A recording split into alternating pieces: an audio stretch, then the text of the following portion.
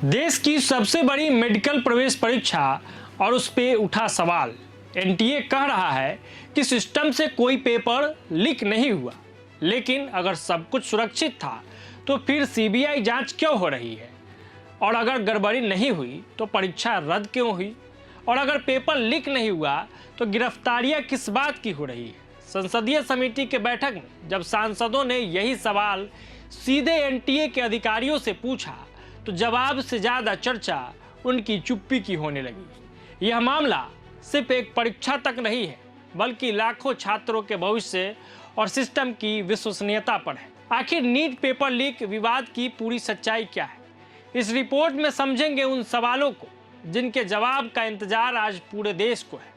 तो देश की सबसे बड़ी मेडिकल प्रवेश परीक्षा नीट यूजी को लेकर देश भर में सियासत और सवालों का तूफान थमने का नाम नहीं ले रहा है। गुरुवार को संसद की अस्थायी समिति की बैठक में नेशनल टेस्टिंग एजेंसी यानी एनटीए के वरिष्ठ अधिकारियों को तलब किया गया। बैठक के दौरान सांसदों ने एनटीए के महानिदेशक अभिषेक सिंह और चेयरमैन प्रदीप कुमार जोशी से तीखे और सीधे सवाल पूछे। इस दौरान राधाकृष्णन कमेटी के सिफारिशों और परीक्षा व्यवस्था में सुधारों पर चर्चा हुई, लेकिन सबसे ज्यादा बहस नीट पेपर लीक विवाद को लेकर। जब सांसदों ने पूछा कि आखिर नीट का पेपर लीक कैसे हुआ, तो एनटीए महानिदेशक ने सफाई देते हुए कहा, हमारे सिस्टम से कोई पेपर लीक नहीं हुआ। इस पूरे मामले की जांच फिलहाल सीबीआई कर रही है। लेकिन एनटीए प्रमुख का यह जवाब सुनते ही कई सांसद नाराज हो गए। उन्होंने तुरंत पलटकर सवाल दाग दिया, अगर एनटीए के सिस्टम से पेपर लीक नहीं हुआ तो फिर सीबीआई आखिर किस चीज की जांच कर रही है? इस सवाल पर एनटीए महानिदेशक कोई स्पष्ट जवाब नहीं दे सके और बैठक में कुछ देर के लिए सन्नाटा सा छा गया। भले ही एनटीए लगातार यह दावा कर रहा हो कि उसके सिस्टम से कोई गड़बड़ी नहीं हुई, लेकिन इस पूरे विवाद से जुड़े कई ऐसे सवाल हैं जो एजेंसी के दावों पे गंभीर सवाल खड़े कर रहे हैं। अगर सब कुछ सुरक्षित था तो सीबीआई जांच की जरूरत क्यों पड़ी?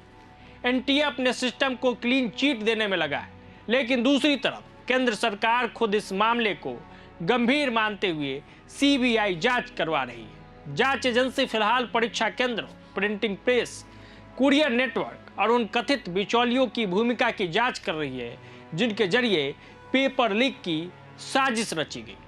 सवाल तो ये भी है कि अब तक गिरफ्तारियां क्यों हो रही है? सीबीआई और अलग अलग राज्यों की पुलिस की संयुक्त कार्रवाई में इस केस से जुड़े कई लोगों को गिरफ्तार कर यह संकेत दे रही है कि मामला सिर्फ अफवाह नहीं बल्कि संगठित नेटवर्क से जुड़ा हो सकता है। नीट परीक्षा के बाद राजस्थान के सीकर से एक शिक्षक ने एनटीए को सूचना दी कि पेपर लीक हुआ है। शिक्षक ने कथित तौर पर लीक हुए प्रश्न पत्र की पीडीएफ कॉपी भी एजेंसी को भेजी थी। जब एनटीए ने उस पीडीएफ का असली प्रश्न पत्र से मिलान किया तो केमिस्ट्री सेक्शन के सभी सवाल एक जैसे पाए गए। इतना ही नहीं, बायोलॉजी के कई प्रश्न भी मेल खाते दिखे। अगर पेपर लीक नहीं हुआ तो परीक्षा दोबारा क्यों कराई जा रही है? अब ये सवाल भी है। संसदीय समिति में मौजूद सांसदों ने यही सबसे बड़ा सवाल उठाया। उनका कहना था, अगर एनटीए बेदाग है तो ये जांच क्यों, ये गिरफ्तारियां क्यों और इतना शोर शराबा क्यों? और सवाल तो है कि एक तरफ पेपर लीक को लेकर सीबीआई जांच हो रही है, देश भर में छापेमारी का दौर शुरू है, कई नाम सामने आ गए, कई गिरफ्तारियां हो गई। उसके बाद ये कहा जाता है कि सिस्टम से पेपर लीक नहीं हुआ, तो आखिर पेपर लीक कैसे हुआ? छात्रों तक पीडीएफ कैसे पहुंचा? और इतने बड़े नेटवर्क का जो लगातार खुलासा हो रहा है वो क्यों और कैसे हो रहा है? तो आप इस पूरे मुद्दे पर क्या कुछ सोचते हैं? कमेंट बॉक्स में अपनी राय और प्रतिक्रिया जरूर दीजिएगा। धन्यवाद।